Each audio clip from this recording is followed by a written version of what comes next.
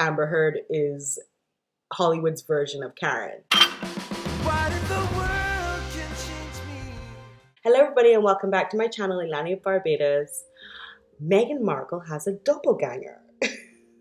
She does. So I don't know if you've been following the case of Johnny Depp versus Amber Heard, and I realized in his counsel he has a lawyer that looks exactly like Meghan Markle, and it kind of like threw me because I've been following the case, and I just had these memories of when I first did the Meghan Markle videos.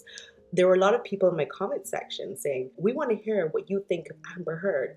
And I was like, "Who's Amber Heard?" You know, and so I didn't do any videos on her because I didn't know who she was.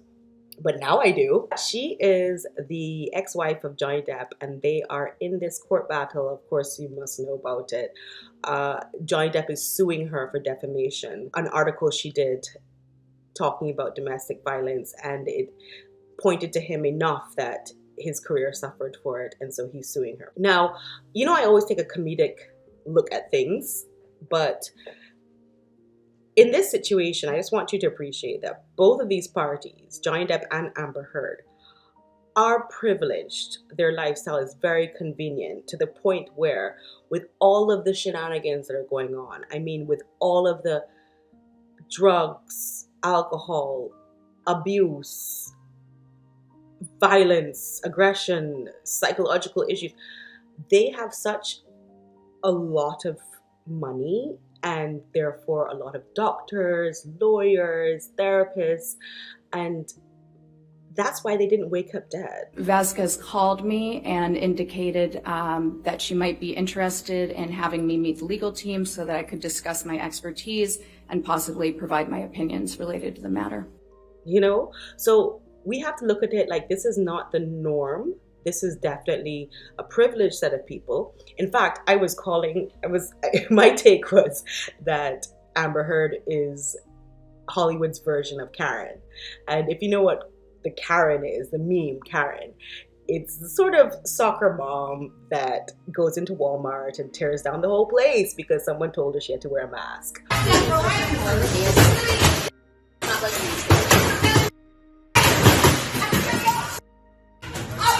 Or just the road rage Karen, which is, you know, a generic female that is just tantruming all the time. I'm sorry.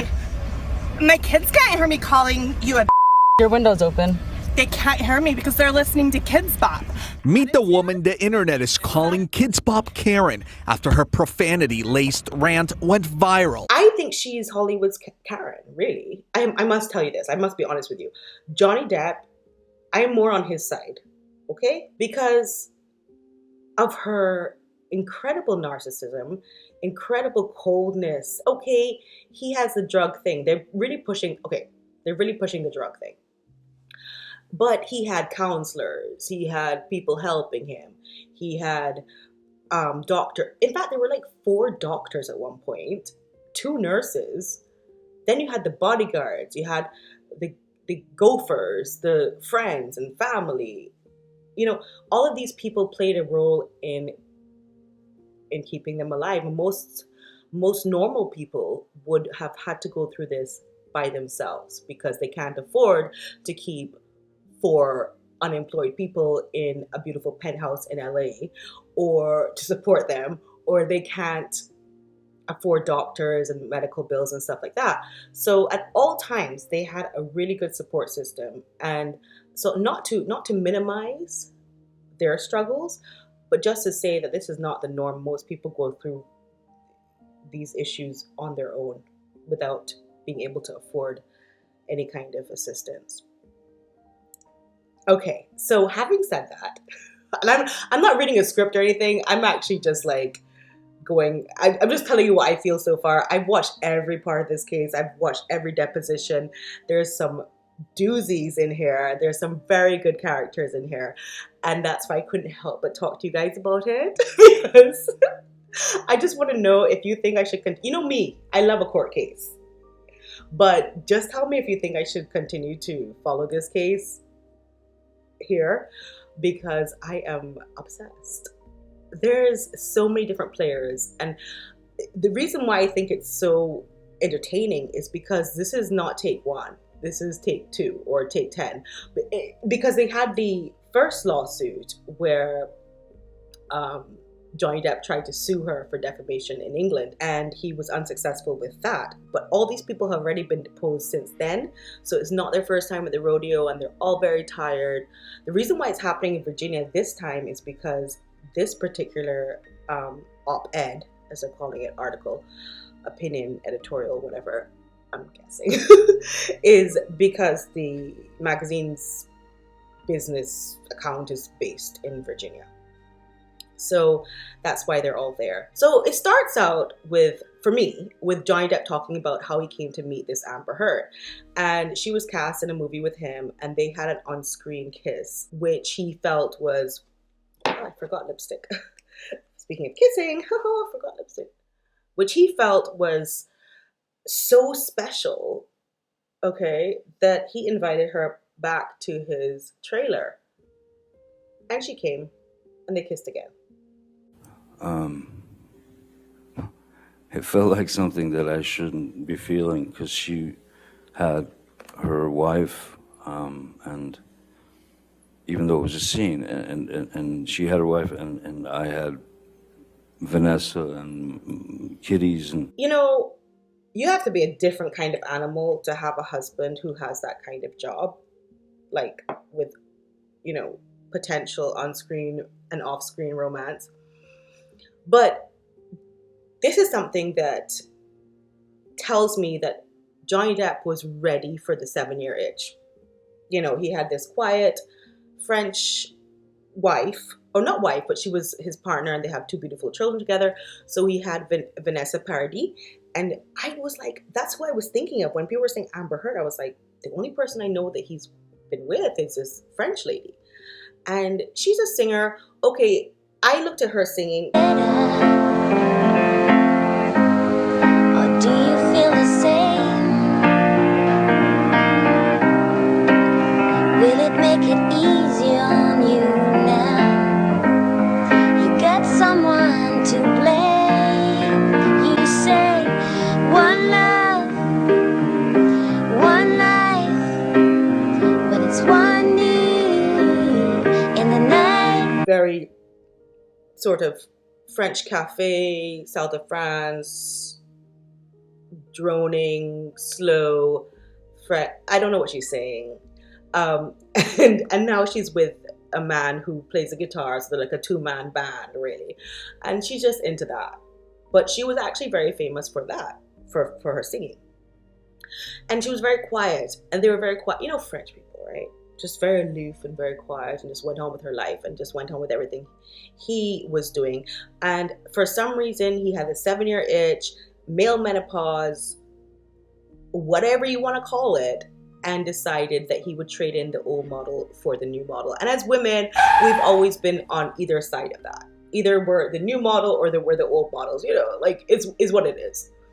And he trades in for Amber. And what is so amazing about her? I was wondering, what is so amazing about her? She's a beautiful woman. What is so, there are lots though, right? Like, let's face it. There are lots in this world, all different types. What was so amazing about her that he felt he should give up his entire lifestyle and change it to her own? And we're going to get into that in a moment, especially when it comes to his Caribbean lifestyle. But anyhow, well, some men feel like when they change a lesbian into a straight woman, like they feel so amazing about themselves as a man, like their masculinity and their machismo is so strong that they were able to change this lesbian into a straight woman, because she was married to a woman before. So I wonder if that was a pull. I'm not saying she's not beautiful, but I'm just saying, like, there must have been an extra pull, because this man changed his entire life. He only concentrated on her friends and her family. Therefore, she was surrounded by this support system for herself, which then acted against Johnny Depp. He housed them in penthouses in this amazing building in LA. Like, these, I'm just saying, waitresses who are literally living with 5 models, or like, you know, working 10 shifts, and like they must be like, how did Amber Heard's non-working, non-employed, non-ambitious friends just get to live in these penthouses? 1, 2, 3, 4. There's like 5 penthouses next to each other and like housing all these people. So he gives her all of that, and she's a sociopath, you know. And he's working hard. He's making his money to support all these things. She's still upset with him, so he has to give her a Beverly Hills bungalow for the weekend with her friends, which is where her personal assistant comes in, who has her personal assistant who is also disgruntled. She says she's not, but she is. She had to come there with her, you know, come whenever Amber called her, including to bring a swimsuit for her, but the swimsuit was not needed because Amber was already in the pool with her friends, having this lovely like play date with her friends and laugh. And this woman was instructed to sit there with her son, who she had to bring because this was off hours for her, and she had to bring her. I'm sorry, but I really can say that if that was me, I would have been super upset. So she has to come there with her 4-year-old son, my son's 6, and sit down and watch these buffoons playing in the pool, Amber and her friends, like it's a high school musical, you know, hanging out with my friends, and just play in the pool and splash around and drink cocktails, and she has to sit there and watch that. And then as soon as Amber gets married to Johnny Depp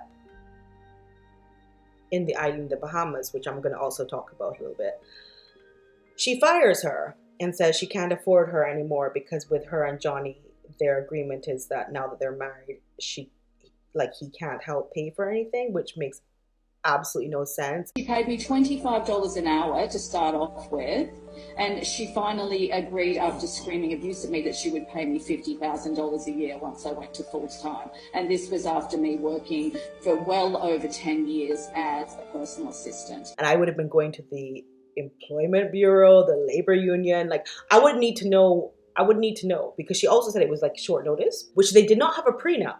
So that's interesting.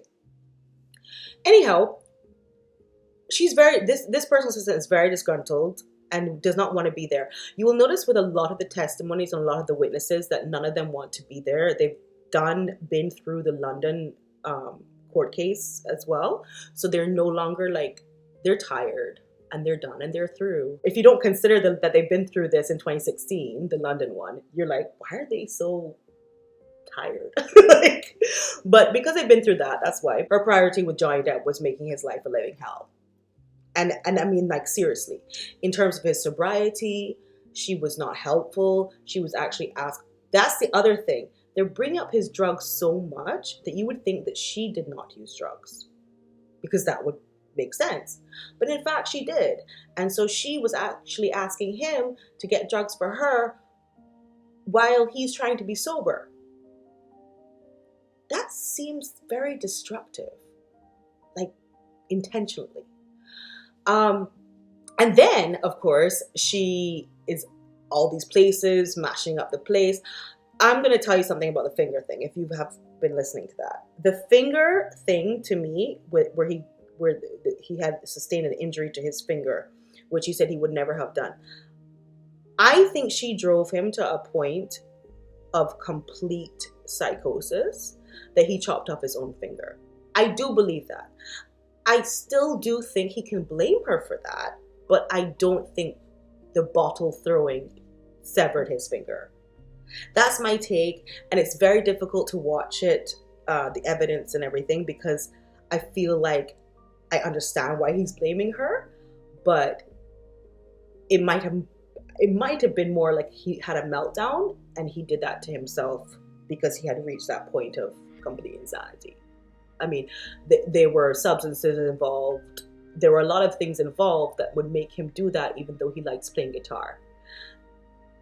And she may have thrown bottles at him and all that, but the actual logistics of the severing of the finger, it being found in the kitchen knives, whatever, I think he may have done that. That's the only thing I'm going to say against him, because I honestly feel so bad for him. I do think that her defecating on his side of the bed had nothing to do with him. I must say, I don't think that he has any fault in that. This is what's going on in this trial. It was a photograph of the bed, our bed, and on my side of the bed,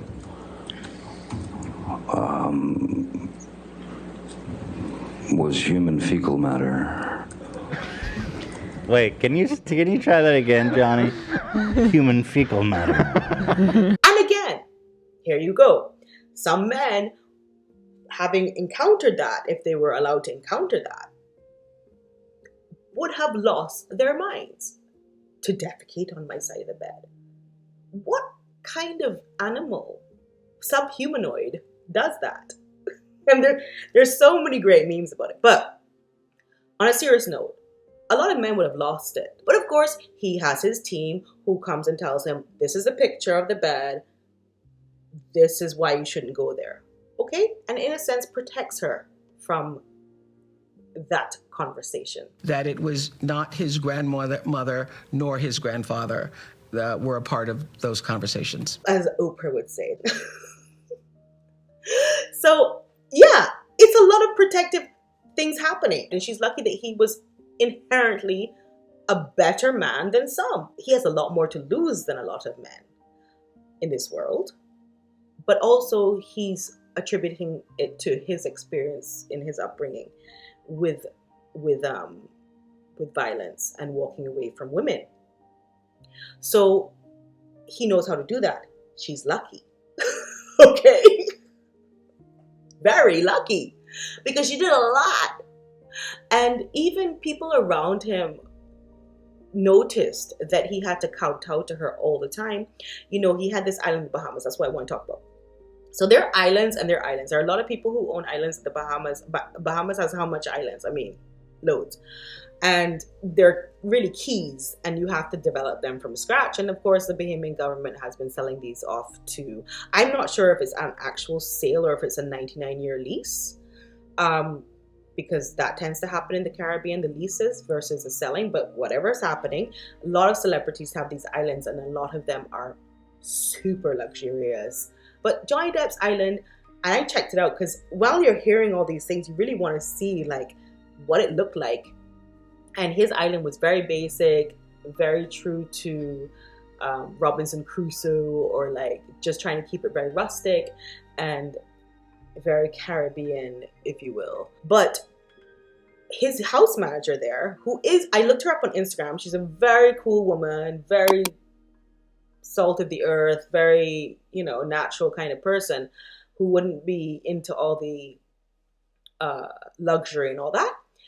She said that once Amber Heard came on the scene, it became like, you have to have this, you have to have that, you have to, like, almost like, you know, how a yacht, a millionaire's yacht or billionaire's yacht would be set up. You have to have this, you have to that, and that this has to be there and that has to be there. And it became a lot less like island life, which is really what Johnny Depp had it for. He had it for his peace, his quiet, his ruggedness. He thought about it, buying it when he did Pirates of the Caribbean. So he was sort of trying to keep a memento of what it would be like to have a rustic island. And so when she came on the scene now, she wants Shiseido, sun cream, and like this and that has to all be set up for her. So she changed everything. And he allowed her to make her happy. Apparently everybody had this idea that he was just trying to make her happy all the time. In terms of mental health, you always have to be empathetic to people's mental health issues. But these are those mental health issues that compromise other people's happiness. So it's a really hard line to tread, because do you feel sorry for her though? I mean, if she's destroying other people's lives. This man had children. This man was working full time. He had a lot going on in his life. She literally had nothing but time to ruin everything. And of course, like in my conclusion of this whole debacle, like all the things that are going on, they seem to be dwelling a lot on the drug use. That would be fine, except it didn't seem to amount to the domestic abuse that she's talking about and that she's become a patron saint of or whatever. She also partook in that drug use. And the lawyers, going back to what I started with, which was Johnny Depp's lawyers, the Meghan Markle lawyer is very flirtatious and very, I mean, Camille Vasquez is her name, and she's very like all over him, and like, I'm happy for that, because really and truly that's who he should probably be, with somebody more like her. But it's just weird that she looks like Meghan Markle. I think that's what throws me off. Her lawyers, okay, of course her lawyer objected on his own questioning. You didn't know what could cause damage to Mr. Depp's hand while you were there on March 8th, correct? Dr. Kipper told me he sustained an injury on one of his fingers. Objection, hearsay. Wait, you asked the question. Next question. Okay, you said he sustained an injury to his finger. Yes. But you don't know what caused the injury to his finger. One of his fingers. But you don't know what caused... You're only as good as your worst client. So it's that she again has this controlling, manipulative like pull. You can see where she looks at her lawyer sometimes like, you know, oh no, you know, and she's paying them. But at the same time, they're really confused because they're arguing against facts and reason. So my favorite witness is the receptionist at the building, who was in his car when he gave his deposition, and he was like vaping, and then he just like drove off without a seatbelt on. The line. So the incident was May 21st, 2016. You saw her the night of May 25th, correct? Correct. You said that you saw Amber Heard hundreds of times while she was there. Did Amber Heard treat you well, and was she friendly to you in each of these hundreds of times? Yes. I'm not gonna say no, because she was really always nice. All right, this is my last. Be nice. All right, this is my last question. You testified in response to Mr. Presidio's questions that you testified truthfully in all of these occasions. Did you testify truthfully to everything that you testified in response to my questions today? That's correct. All right. I did. All right. It's a good time to break for lunch. We'll just break a little early, so just don't talk to anybody, don't do any outside research, and we'll see you at 2 o'clock, okay? Thank you.